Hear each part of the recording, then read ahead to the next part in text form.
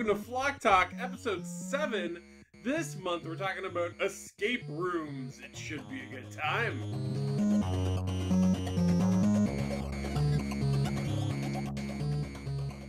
Alright, so escape rooms, but first we got some hot topics to cover.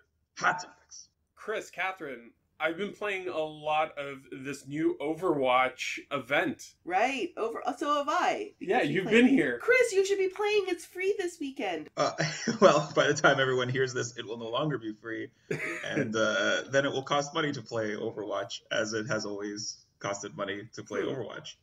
One person who's been taking advantage of this is Cletus McSquizzy, and we've been playing some Overwatch with him. And when you play Overwatch with a new player, you get to play against a bunch of rando noobs. And absolutely... Yeah, and you start to feel really good about yourself. Yeah, it's great. But honestly, the event is really good. They've added 11 new legendary skins, more skins than they've ever added before. They've also added dance moves for all the characters, so you can dance around like WoW now. So the best part about this event is that they've added dancing and a cosmetic change to a shooting game. Yeah, a first-person shooting game, so you can't see your own costume. Oh dear. Guys, we really got to talk about what we consider a good event. They also have game types, added game types. Okay, what kind of game types have they added? So they have a 3-on-3 tournament game type because they added 3 new maps as well. And the 3-on-3, it's best of 5. And when you win, none of you can play the same characters in the next round. So you always have to switch. So basically you need to have 3 characters that you're solid with and hope that nobody else on your team takes those characters from you. It really seems like you buried the lead there. Oh, listen to this game mode. This is like an arcade version of the game where they double everyone's health. They have the time of your cooldowns. So basically everybody is just going nuts on the field using ultimates like nonstop. Yeah, it's called Total Mayhem, and it's like, it's so much fun, right? Like, especially if you're playing against someone like who's playing the same character, it's like a battle of wills because your cooldowns are exactly the same. You're doing your ult at exactly the same time or whatever, and the matches last a really long time, and it's just complete chaos.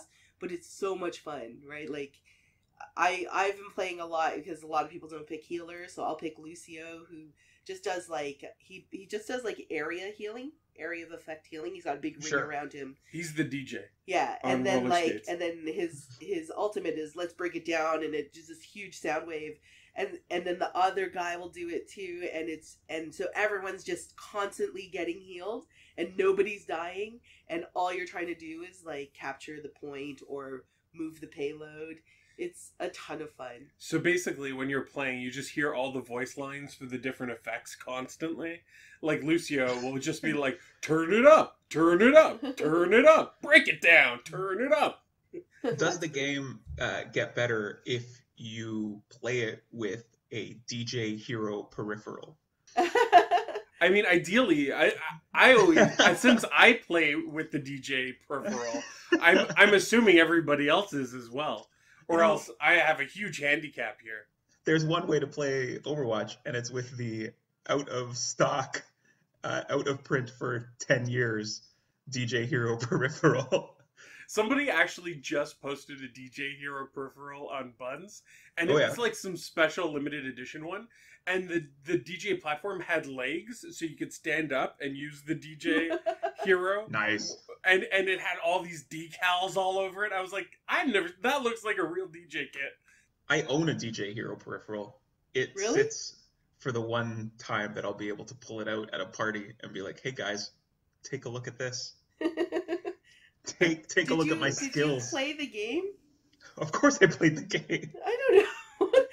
A lot though? Like, I've never played it. We went to Con Bravo last year, and they have an arcade setup, and like the people that are good at those DJ games, it wasn't DJ Hero, but it was like essentially a more complicated version of DJ a very like he really looked like a DJ. I think we took some video of it, and his hands are like moving so fast, and like I had no idea what was going on, but he was killing it. That's all I know. He was getting like a perfect score. And I would tell people to go to Con Bravo just to see these people play DDR or these rhythm games. Oh man, the DDR gets so sweaty. They put baby powder on their feet. They have baby powder. They put baby powder on their feet, on their shoes, or their hands when they're holding the rails, so they can move faster.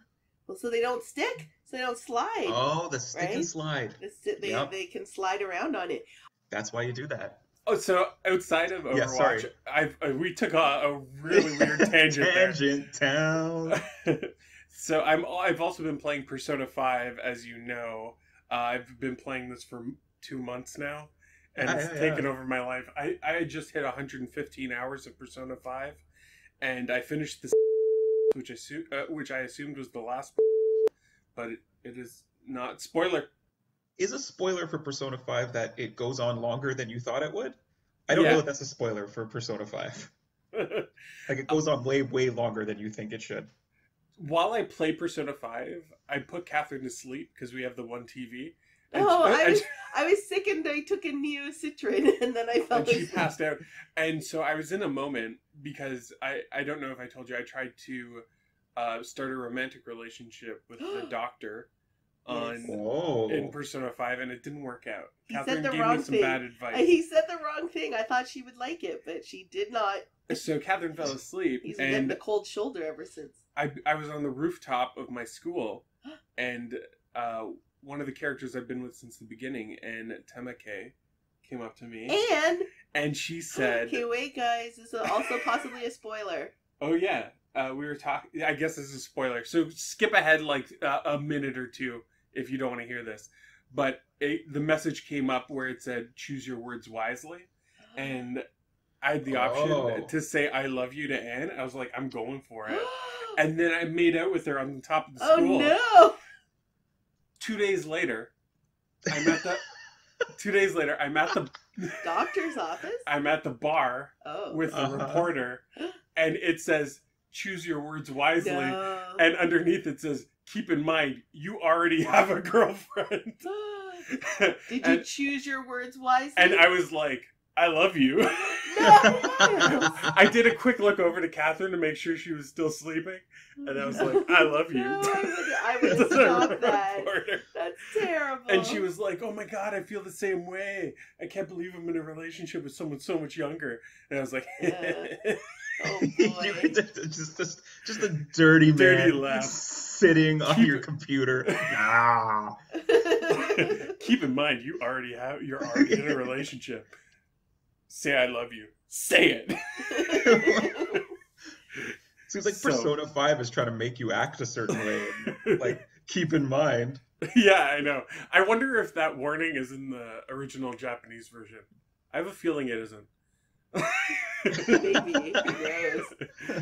So that's what's been going on with my PS4 stuff. You're in a relationship with 2 sets of pixels. Yeah. After the first one rejected me. Do you feel like this is a road that has been fun to walk down, that you would ever want to do something like this again? I will not want to do something like this again for the foreseeable future. I will not want to play a game that's over 100 hours. There's no way. Having said that, I'm so glad I picked this one to be the one, because it has everything that I want. This is the weird one. This is the weird one. Like, I can't imagine playing, like, other than WoW, especially after WoW, a fantasy-based game for this length. I can't imagine playing a science fiction game for this length. And this is kind of like a psychological thriller. It's hard to say what this is, really. I have no idea. Yeah. It's very, very Freudian. Yeah, I've seen the pictures of the bosses, and yeah, there's a penis monster. I tweeted a picture of that. So this game is bizarre. So I'm glad I put the time into this one. This naked lunch version of a video game. Naked lunch. So yeah, it's been a ride. I'll say that much. Chris, you saw the newest James Gunn movie, is that right? Yeah. So this week we went to go see Guardians of the Galaxy, I guess 2 or 3 weeks late, which is usually when we go to see these movies I because do not like fighting the crowds. the crowds have died down. We don't have to wait 45 minutes in a line, and the movie's the same. It's the same movie. Exact same Turns movie. out, turns out the movie doesn't change after 3 weeks. But if you go see it opening night, there's more movie there, right? You see another 20 minutes? You see an extra 20 minutes of car commercials, Oh which, my- Oh. if you're into car commercials, is not a bad time. And you get to passively aggressively stand in a line and watch as people like cut in front of you, and your anger boils up to your throat, where you want to yell at these kids. So we miss out on that experience. It's Yeah. funny you bring that up because there is another James Gunn movie called Super where he deals with that, with somebody butting in line, and Yeah. then the superhero hits them Comes over in the and head just with a hammer. knocks them out. All right. All right. So we went to go see Guardians of the Galaxy 2. Very good movie. I really enjoyed loved Guardians of the it. Galaxy 2. Yeah, Yeah. us too. It's- When we saw it though, they were like, we went. Now we're like super spoiled because we don't like that giant crowd experience that we go to the VIP cinemas with the recliners and Mm. the in-seat service, which we don't use. But it had like 10 trailers. I love movie trailers, but 10 was a little over the top. Like, I just wanted to see the movie. And they were all sequels to other movies. Yeah, it was all the Marvel and DC stuff. Have you coming noticed out. that? Every single movie you see is either a remake or a sequel. Oh, like, can we stop, please? Are we almost done with this? Yeah. I guess we're not done with it because the production companies, and I don't fault them for making the movies, because if I had $100 million and I wanted to make that money back, I would probably be pretty hesitant to go with a newer idea than something that was for sure going to make me my money back. But we as the movie public, I think we should be a little bit more discerning in what we're going to go see. Like, really had enough of seeing the same movie Yeah. over and over again. You know what I mean? Guardians is a sequel itself, so you're saying that maybe that shouldn't have been made, or No. Okay, wait. Guardians of the Galaxy 2 was a really good film with a really distinctive style and a really interesting story that was pretty much a comic book movie story, but maybe had a few more layers to it than some of the other comic book movies.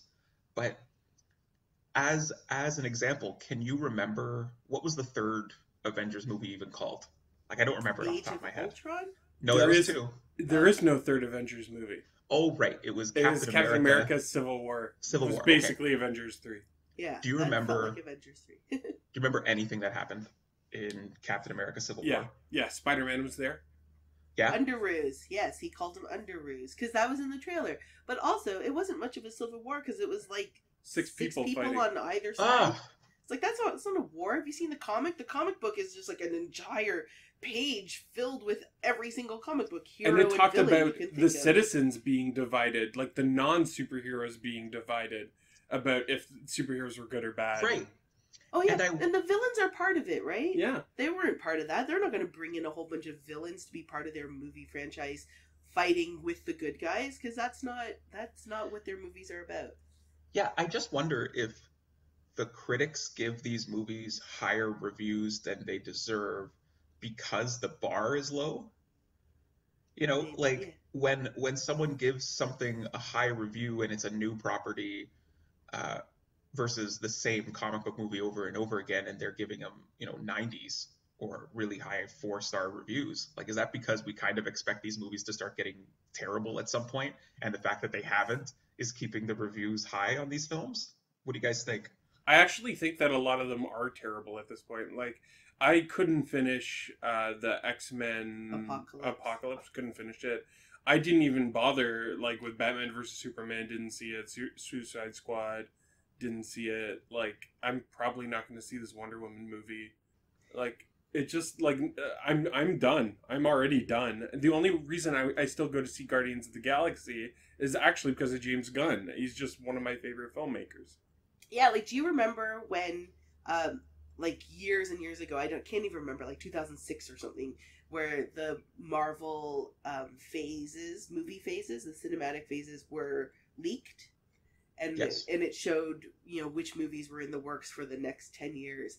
And Miles is like, yeah, Guardians of the Galaxy is on this list. He's like, do you even know what that is? And I was like, no, I've never heard of them. He's like, it's like a space raccoon and a tree and a group of like space superheroes. Like, he's like, I don't know how they're going to make that into a movie. Then when it started to get closer to when actual Guardians of the Galaxy was being made and they announced James Gunn as the director, Miles was like, oh my god, this is going to be the best Marvel movie that'll ever be made, right? Like, he was just like, he loved James Gunn. He was like, as soon as he saw that James Gunn was part of this, he said, it's going to be great. And then we loved it. And I can't, like, I think it was a really good movie. I think that it was universally liked, generally. Like, it got generally really good reviews. But also, we were going to like it probably no matter what. Like, it was one of those things where it's just like, we love James Gunn so much. Like, Miles got me super into, like, because we watched at TIFF or whatever, and he's just, James Gunn is a very compelling person to see speak live as well. So we go to, whenever we can, we go to see his movies at TIFF. And so now I'm like a huge James Gunn fan as well. So I think he's a really good writer. I mean, what it is. To me, it was the equivalent of them announcing Peter Jackson was going to be the one that does Lord of the Rings, right? Where it's like, you look at Peter Jackson's history, it's like Brain Dead and you know, Meet the Feebles, and like, it's like, why is this guy directing Lord of the Rings? It's like the most insane move. And you look at James Gunn's work, he's been trying to make superhero movies on shoestring budgets for years. Like, if you look at the specials or you look at Super, and his other movies that are popular are like Slither. Like, why do you see those movies and go, you know, this guy not only should direct a new Marvel movie, but work for Disney? We'll give him millions and millions of dollars to make a movie. Like, it doesn't make sense, but it does make sense because I think his strength really is based in his writing. Like, he's a very competent filmmaker, but he's an exceptional writer.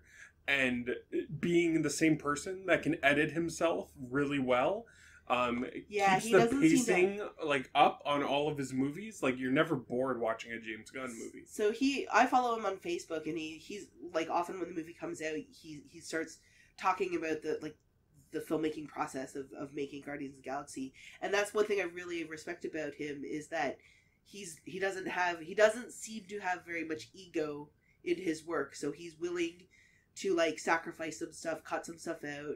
You know, there's a whole series of how he always thought that Nathan Fillion, who's like one of his best friends in real life, he thought that Nathan Fillion would make a great Wonder Man. And so there was a whole part that was cut out on the Earth scenes in Guardians of the Galaxy with movie posters for all of the movies that Wonder Man is in. I don't know what's his Simon Williams. He's an actor, right? Yeah. So all these movie posters that they created with Nathan Fillion on them, and he was like, "Oh, it would have been so great, but it just didn't work." So he cut them all out of the film. The other thing too was it'll be too much of a spoiler, so I won't talk about it. But there was a part that was very difficult for him to write, that he tried to write very different results for, like different outcomes, and had ended up having to do the one that was like for him the hardest to record or to choose. Kathryn, I'm going to stop you there. This is supposed to be Chris's hot topic. Oh, I get really excited. Hot topics. Sorry, Chris. No, that's okay. I'm enjoying listening to this. What did you think of the movie? What was the strongest parts of the film for you? And why does it set itself apart from all the other superhero movies that are out there? So I guess what I would say is the character development of the various characters. The development of the father plot line was quite nice and quite apart from some of the other stuff. And generally the aesthetic, like, it's a very fun movie to actually just sit there and watch. And it's not a muddled mess. It's not just a gray pastiche of nonsense. It was visually stunning, I thought. The aesthetic, right? Yeah. You were saying, Chris, you really like the aesthetic. Yeah, the aesthetic was really great. The pacing was, like you said, the pacing and the characters, although someone like Star-Lord did not necessarily seemed to me to develop as a character too much. I agree. Yeah. Yeah. He just Um, his only story arc was becoming the leader, right? Yeah. Like Yeah. proving himself as a leader. And his, Which is- I felt like he was more, he didn't develop because he was more of the audience in this movie. Sure. Right? Like, so we developed with our understanding of maybe this is the biggest message I got from the movie, which was the difference between loving someone and loving what someone can do for you. And I think that that's kind of what the entire movie is about. Okay. And I feel like he is the audience and experiencing that message. Right. And we're growing and learning with him. Yeah. All that being said, if they made a Guardians of the Galaxy that was, not good, I would not be losing my mind for it. Like, these movies have to be good. Like, Yeah. They have to do something new. They have to do something different than they've done before. And I'm tired of seeing, the same plot rehashed over and over again. And I think we've all hit the point where we're looking at these films maybe with a more critical eye. No one's as excited as, we were in, say, 2004, 2005, when we had all been reading comics for 15 years and we're like, oh, these films, they're going to finally, like, come to life off the page. And now that we've seen it all come off the page, it all seems like they're playing it pretty safe. And I think some risks, like Logan, seemed to me to be a pretty good risk. Like, let's we make a haven't seen Yeah, we that still one. haven't seen that one. But Okay, yeah, so- I agree. From the premise alone, it's a risk. Yeah. Like a big risk, paid off well, really good film with a vision. And I think that's what these films need to be more of going forward, or else, I don't know. I'm going to stop watching them. I don't know that there's an or else there. They'll lose me as a paying customer, but it seems like people will see whatever. So, a franchise that actually gained Kathryn as a customer was Final Fantasy. Oh yeah. You finally jumped in. You dove into the Final Fantasy franchise. I'm playing Final Fantasy IV, which Myles had to explain to me the whole numbering thing. So Final Fantasy IV is the Japanese one, but it was 2 in the US or North America, and that there is no 3 or 4 US or 5 or 6. None of So that. 3 US is 6 in Japan, Very confusing. and Final Fantasy 2, 3, and 5 never had North American releases. That's so bizarre. But then eventually they did. they numbered them differently. Yeah. So anyway, I'm playing Japanese 4 / North America 2 on the Game Boy Advance. I've been like kind of posting on Twitter that I started it because it's going to be the game of the month, I think, in June. Is it June? Yeah. Game of the month for the Cartridge Club. And I was like, this will finally get me to play one. I should start early though, because I know it'll take me a while.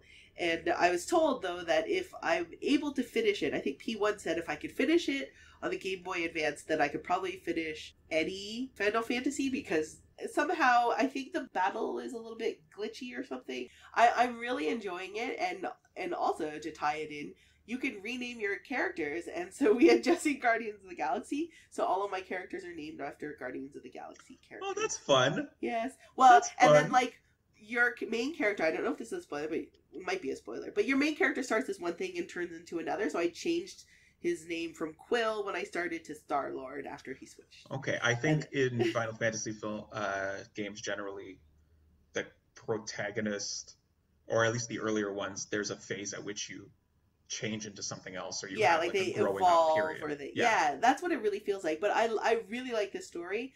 I'm just about to get onto an airship, I think, or get my first airship, which I guess is part of the Final Fantasy thing. I don't know anything about it. This is all very new to me. I played about 4 minutes of the first one, I think, and then I was just like, oh, this is gonna take too long, so I stopped playing because there was a lot of text at the beginning of that one. So I just was like, I'm not ready for this. Oh, But this one I like because it's like, because Myles is playing the Persona all the time, then I can just play on the little Game Boy beside him or whatever. Sure. So, I'm doing some serious work in Persona, so it's... yeah, I know. important stuff.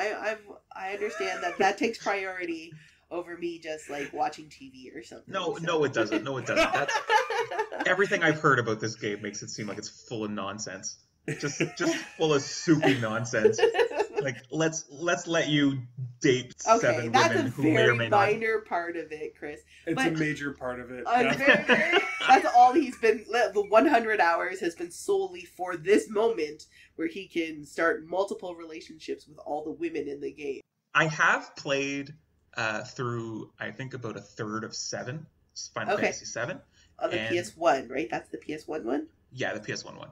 And I got about a third of the way through and felt like maybe it had dated quite a bit. And while I'm sure people respect that game for the story and what it did to them and some stuff that happens halfway through, which I think people lost their mind over before, I didn't feel like I needed to see the rest of that game as I was playing it, and I didn't feel like it was a compelling enough story to keep me interested, and I felt like the mechanics had aged poorly. So there you go. So That's my... You played it well after its release, like not yeah. I didn't play it right up front. Because I find that actually kind of hard to judge games that you're playing that are old. Like, how different would my experience have been had I played it when it first came out on this system and we have the same problem when we play PS1 games. We're just like, it's not holding up. Like, we love the PS1, but at the time, but now when we go back and we play games on it, it's really, really difficult. So if there was a remastered Final Fantasy VII, I would probably if there is one that they said that it's coming out very soon. They're doing it. They are doing it. It's episodic, and they're gonna redo Final Fantasy VII. The graphics look great so far, but it was supposed to come out this year. But I think people are saying 2018 or 19 now. But that's how I would like to experience it, because I if it's such a good game and if the story's really good and that's what people like about it, it's a shame if the only way to play it is in its original form. That might detract now from an audience now, right? Just like you were saying, all of those PS1 games that don't hold up now are getting remastered. Like Crash Bandicoot's coming out soon too, and it looks beautiful. It looks so good. But Crash Bandicoot I love so much that I would probably sit through the original PlayStation 1 version if it was the only way I could play it.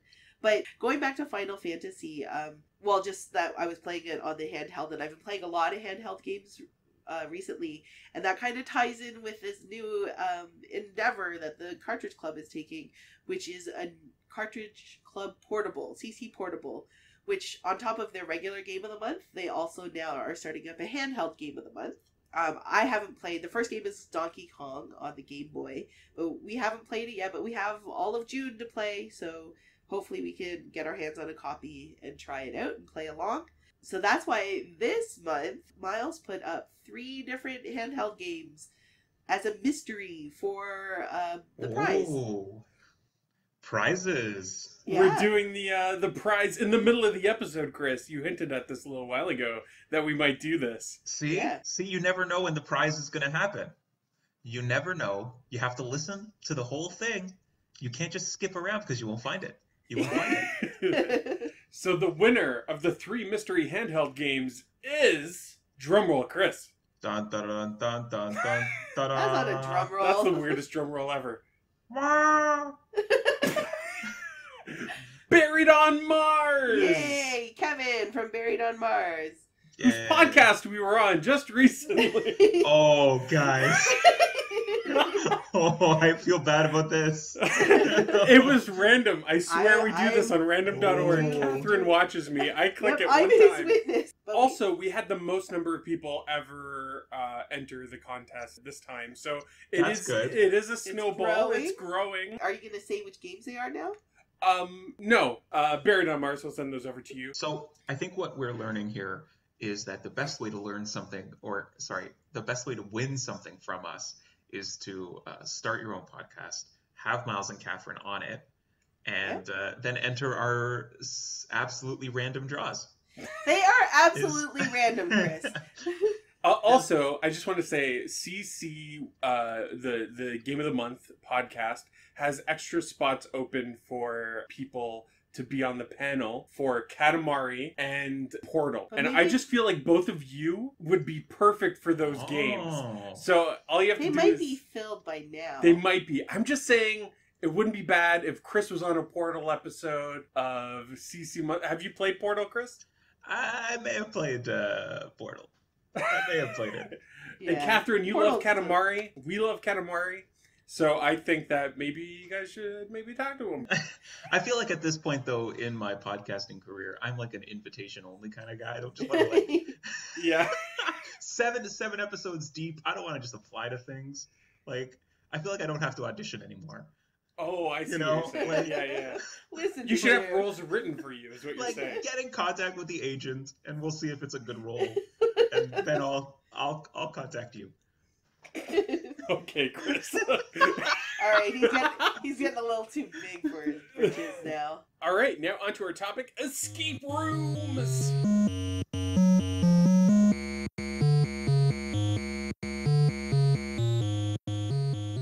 So, escape rooms started in 2006, 2007 in Kyoto. We're getting a Japan. little history lesson, aren't we? Look at this. And I think So professional. that was all I had. You set it up like it was a thing, and now I got nothing. But actually, you said, Kathryn, that you heard a story, and it was about this guy who'd watch his girlfriend play escape room Yeah, it was games this like on Japanese her... guy, and his girlfriend was like, sorry, I didn't mean to cut you off, but I know this story. But Yeah. he was like watching his girlfriend, she was obsessed with these, like, those, 100 Doors or Escape the Room games on your tablet or whatever. And he's like, we could just make one of those. I can make one of those for you in real life. And thus, this whole thing was born. And it actually kind of reminds me of Easter egg hunts when I was a kid. My mom would write out a bunch of like riddles and stuff. Really? Yeah, and I would That's like nice. walk around the apartment like trying to solve the riddles Oh, to that's where the exciting. next hidden egg was. So my mom actually invented escape rooms. I don't know if you guys were aware of Well, you that. weren't trying to escape it. You were just trying to find eggs. That's not the same There thing. were the Easter eggs in the escape rooms, okay? Oh, that's funny because my mom just hid them under the couch and stuff, and then They were just all under the couch. and I in have the two same older spot. sisters, so then I never found as many as they did, and it was all very. It was let's, this let's not list. talk about Easter, okay? Like- Okay, all right. So But- we were talking about this because we recently went to an escape room that was video game themed. It was the Zelda escape room.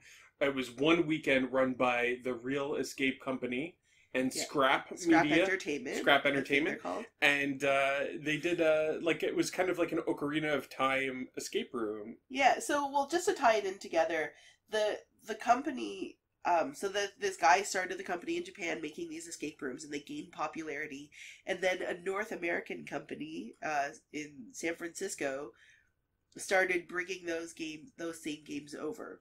Then a company in Toronto started bringing those games over to Toronto. So the first ones that happened in Toronto are actually, and the ones in San Francisco are actually from this original company that started escape rooms. So we're up to now, I think, volume 4. But there's probably like 15 volumes or more, I don't know. But they start in Japan, then they come to San Francisco, then they come to Toronto. There might be other places that do it, but the people that Nintendo worked with to make this Zelda room is I think the San Francisco company. So it's one of like the pioneers of escape rooms, let's say. But the Zelda room is a little bit different. It's a variation of the escape room, so it's large format, and we've done a few of these with Chris. So most escape rooms, you go in with a group of like 4 people to 8 people, and you work together to actually escape a locked room, right? In the large format ones, everybody has teams, so it's usually like teams of 4 or 6, and they're all at their own table, and there's like 30 teams. And they're all trying to escape this kind of large format event. The pitfall normally with this is that they give you a little workbook of puzzles to work through at your table. And Right. you're like, why did I pay $30 for this? But something with Zelda and the tie-in with Nintendo, it's kind of a larger scale, larger production value than normal. Tons of actors. There was a little, almost looked like a fan-made video using cutscenes from the original Ocarina of Time on N64 that played during it.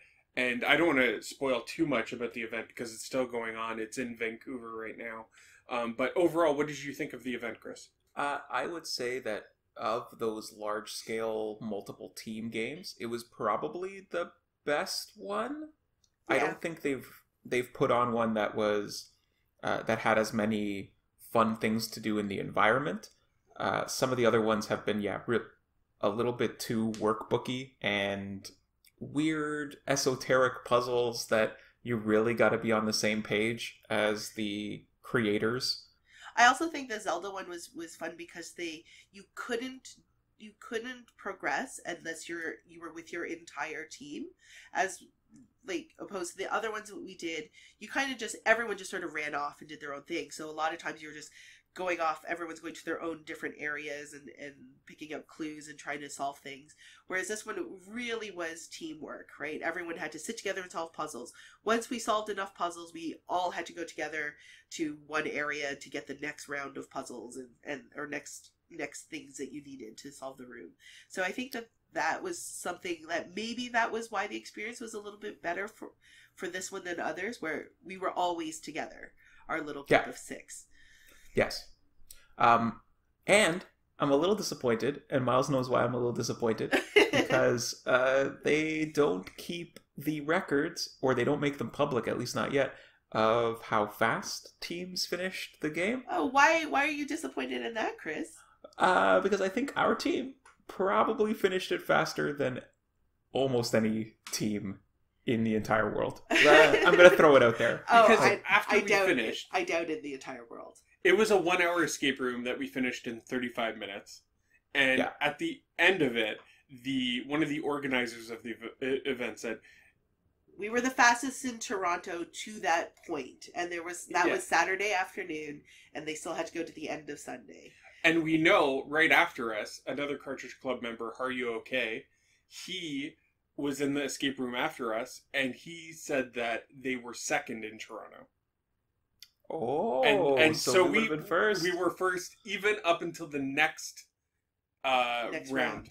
And that so we were first for just a little bit longer that we know of. There you go. I'm gonna throw it out there. Nobody in the world beat us. Nobody in the world?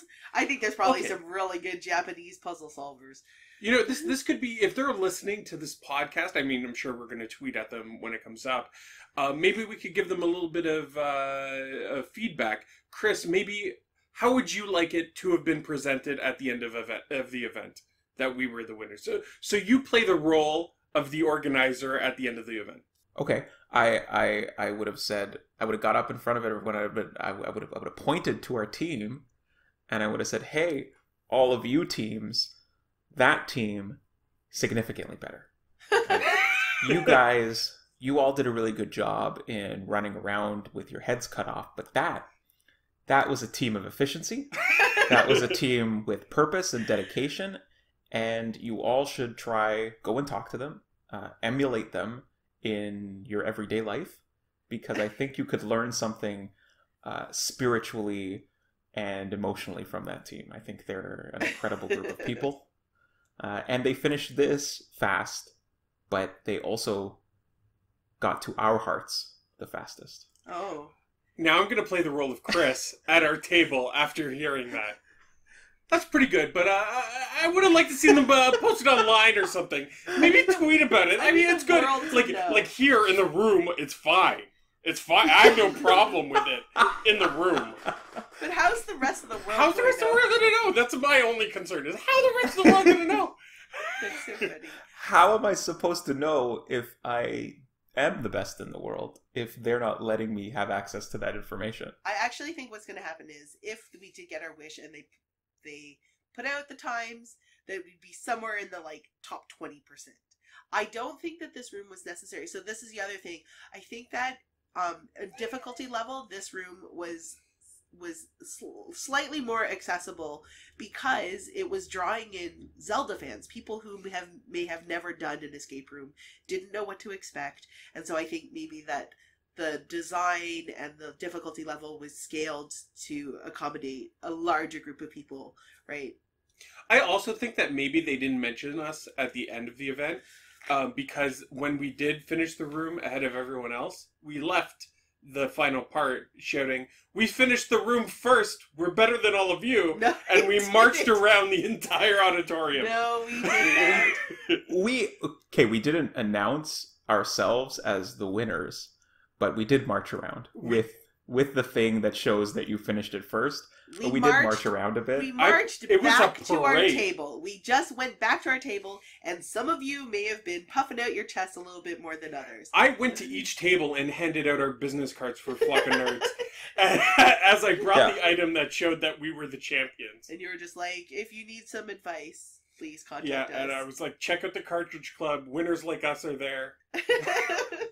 There was a team next to us, and they like asked us for help. And there was a moment where I was like, nah, you figure it out on your own.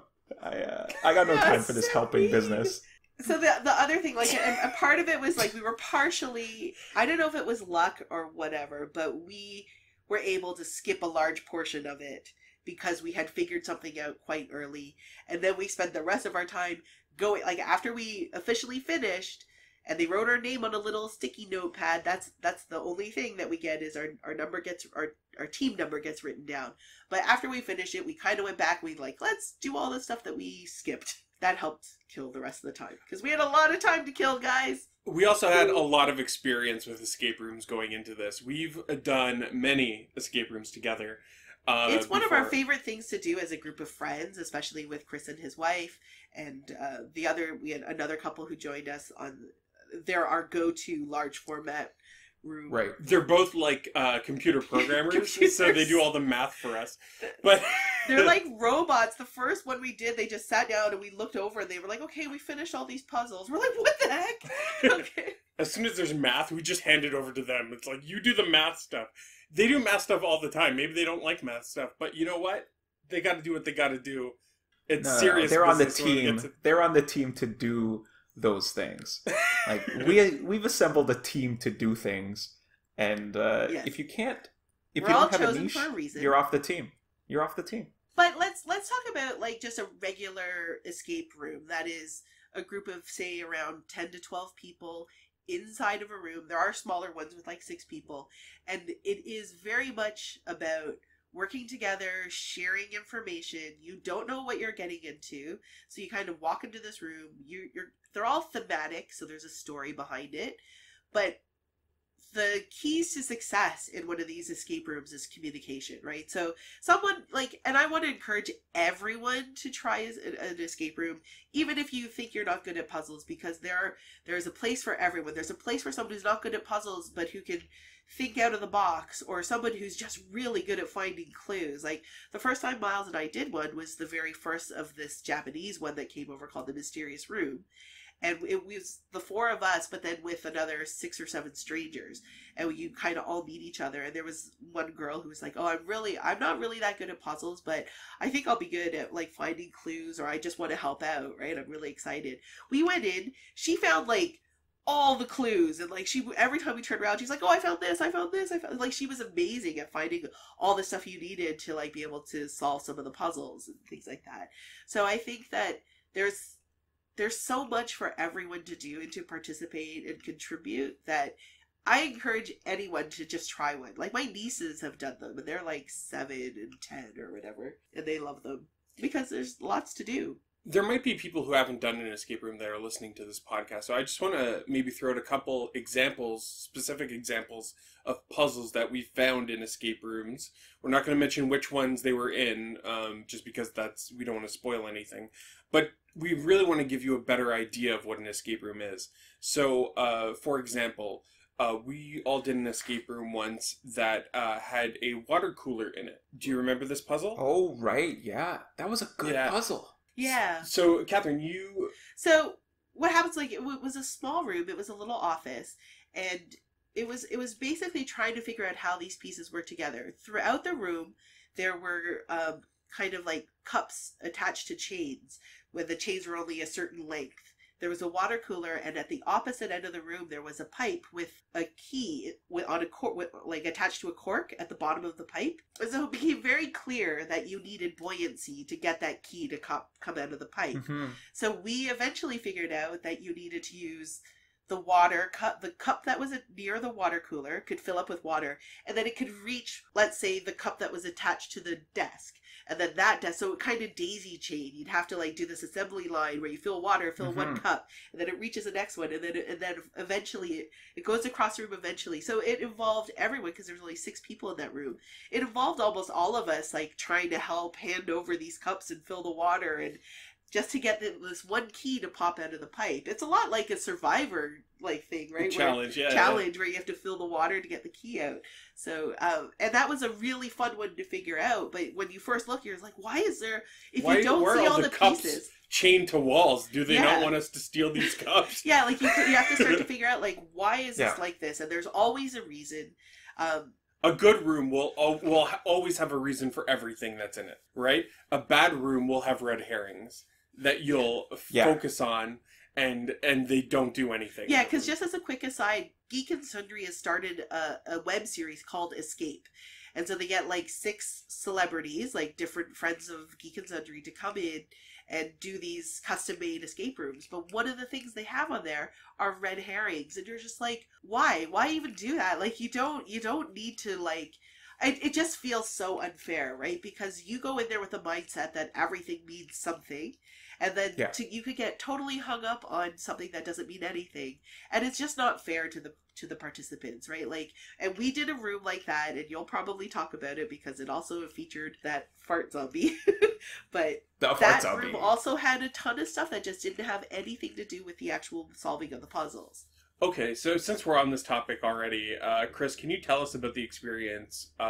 We did an escape room called Zombie in a Room, or Trapped in a Room with a Zombie, or something like that. Trapped in a Room with a Zombie. So Trapped in a Room with a Zombie, we get there. We're all excited that we're going to go to a room with like an actor who's going to be, chained to something, and we're going to have to, use some dexterity to get around it. Okay, so we go to this house, and picture like a haunted house. We go to like a haunted, dingy house. We climb up the rickety stairway, and we're met by this man in a scientist's uniform, and he says, "Oh, welcome to my home.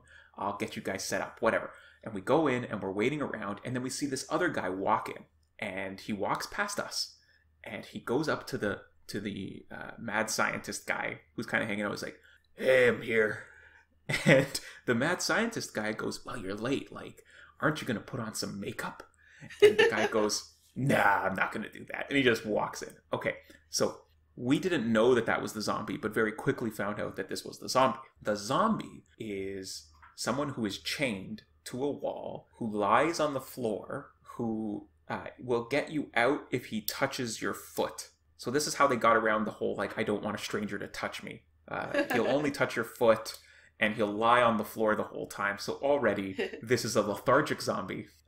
We get in the room, and the chain extends every 10 minutes to become further and further out, so you have to solve puzzles closer to him first. But he doesn't care about touching your foot. He's not at all interested. And then he starts farting. He was a farting zombie. He was lying on the floor. He seemed like farting. Hungover almost, right? Yeah, he was hungover for sure. So he's lying on the floor, farting. The place is starting to smell, like worse than it already smells. And he wanted out of there, and he was feeding us answers. And then he starts giving us clues, like pointing to things. And it's like, I don't need you, fart zombie, to tell me where things are. What's happening in this room? And then the mad scientist is like getting angry as it's happening. He's getting angrier and angrier. The zombie's just lying on it's just a dude in jeans. And then I went over to the lock, and we had like enough. We had like 75% of the information for the lock, and then I just used my powers and just figured out the lock. And then to get out of the room, the guy was like, "How did you do that?" He's like, "You shouldn't have been able to do that, but okay, fine." Your room is terrible. This is a terrible room. Is bad. And that's the room that had red herrings in it, too. Yeah, it had tons of stuff, like pictures of his family that didn't do anything. We were trying to put them in order at one point, and no, that's not even a riddle. Let's just get out of here, and then Chris just muscles his way through the combination lock. He's like, it's got to be one of these 3 permutations. Like he really Rain Manned his way through that lock. Chris just spent 10 minutes just on the lock, because he knew 2 of the numbers but didn't know the third, right?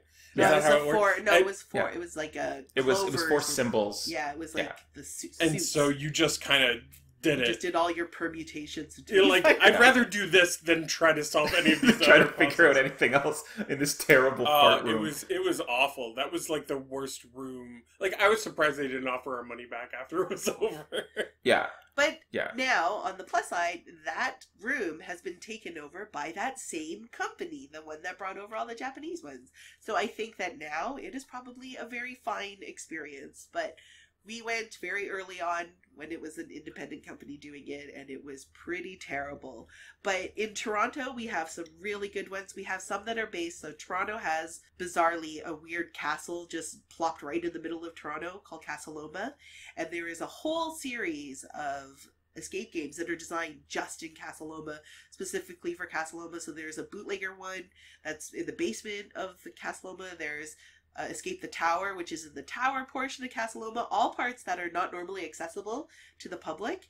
And then there's one that's set in, there is a defunct subway system, like subway platform, underneath Casaloma, and there's one set there that we haven't done yet. So there's like lots of really cool themed ones. And like there are a million escape room companies now in Toronto, the greater Toronto area.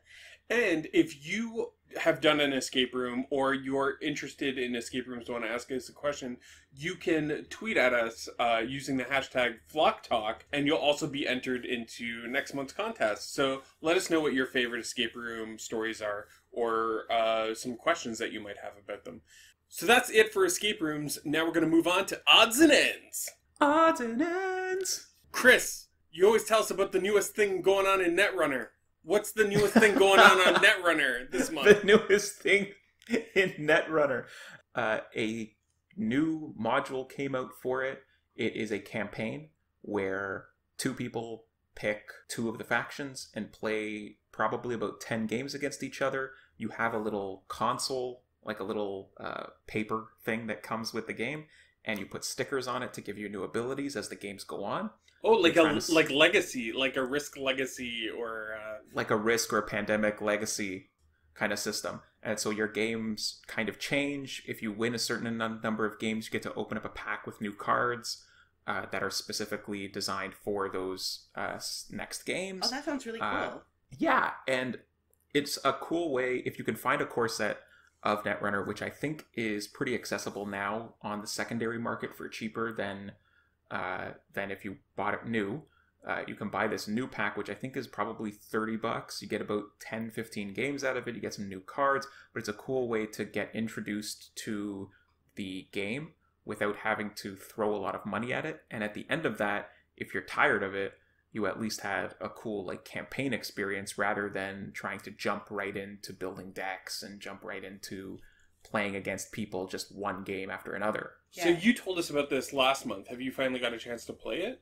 I did get a chance to play it, and it's pretty good.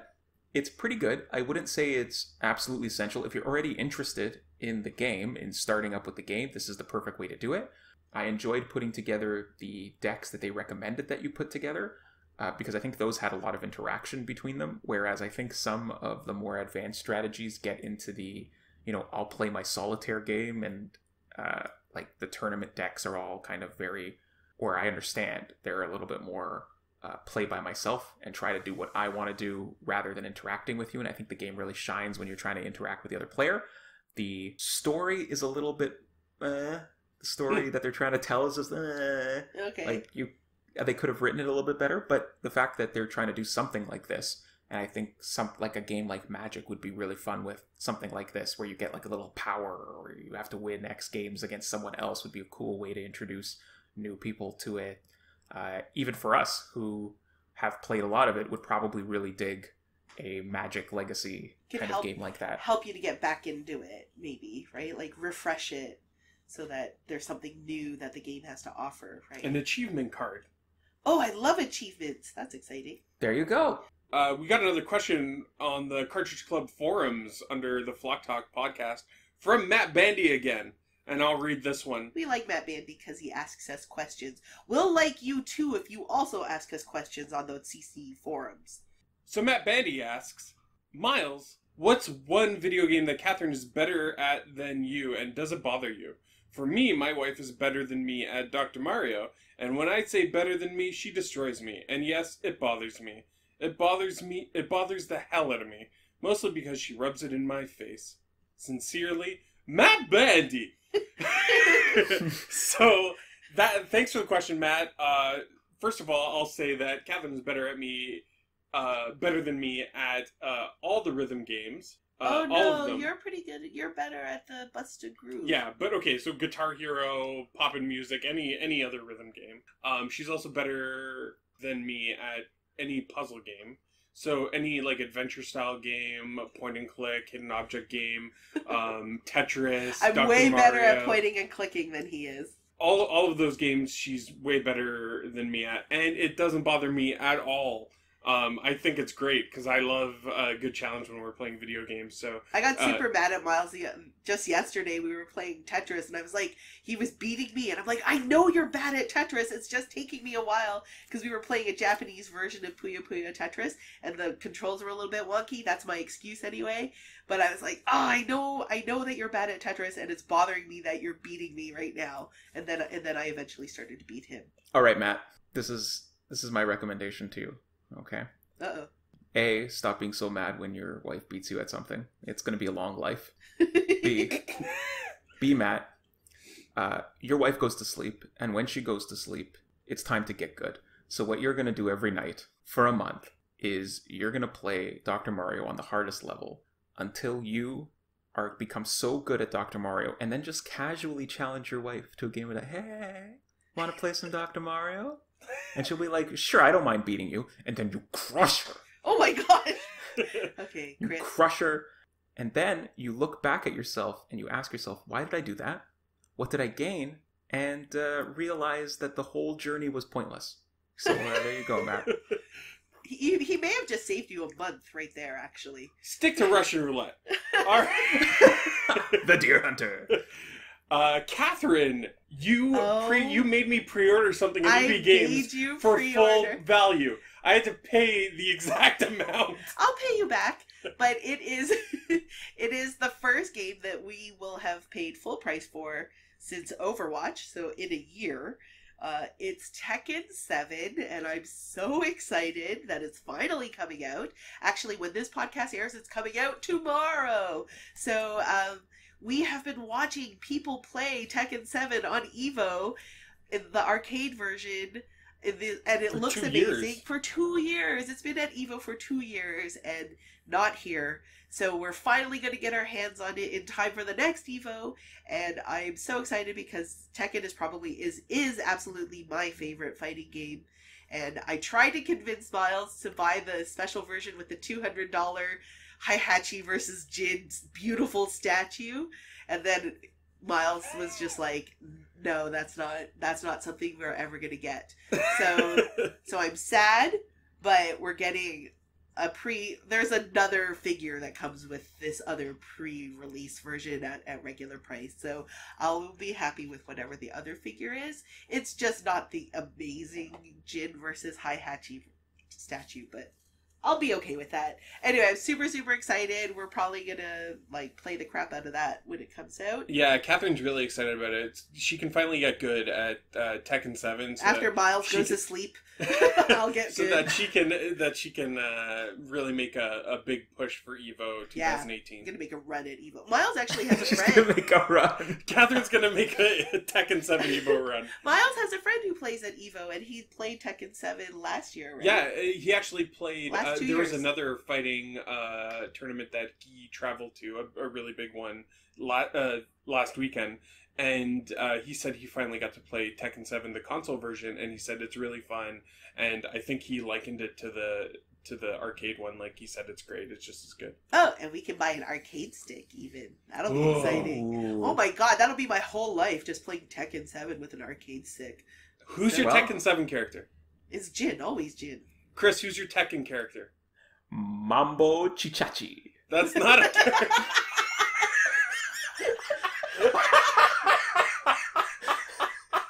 Uh-oh. Mambo Chichachi. Maybe Tekken 8. You guys, Maybe tweet, Tekken 8. tweet at Tekken. Need to see the DLC character Mambo Chichachi. Mambo Chichachi. Oh boy. All right. On that note, thank Who's you your all. favorite? Oh, my favorite is Kuma. Who's that? That's a panda, right? Yeah. Yeah, like Well, like panda. No, It's Hihachi's actually my favorite, which is the one I'm sure Chris meant. Yeah. Mabuchichachi or Mamo Hihachi. Chichachi. But on that note, thank you all so much for listening to Flock Talk. Take care, everybody. Bye bye.